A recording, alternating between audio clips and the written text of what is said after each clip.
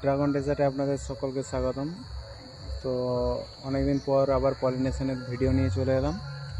আজ আমার বাগানে অনেক ফুল ফুটেছে। তো সেই সব ফুলগুলোকে আমরা ক্রস পলিনেশনই করব, মানে সব ফুল থেকে পলিন সংগ্রহ করে এটা মিক্স করব। তারপর আমরা এই গর্ভদণ্ডে আমরা এই পলিনগুলো যেভাবে করি আর কি সেইভাবেই করব। দেখুন কত সুন্দর ফুল, পুরো ফুলটা একদম ফুটে গেছে একদম। আজ অষ্টমী, আজকের দিনে আমরা পলিনেশন করছি। দেখা যাক এই ফুলগুলি ফলে পরিণত হয়ে কত বড় ফল হয়। দেখুন পলিন কত সংগ্রহ করেছি, আরও করব।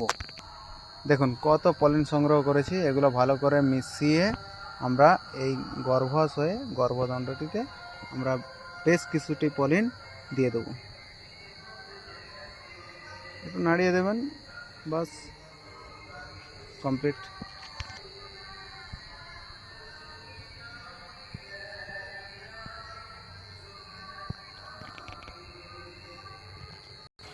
আমার এই ভ্যারাইটিগুলো ক্রস পলিনেশন নয়, তবুও আমি কিন্তু ক্রস পলিনেশনই করি।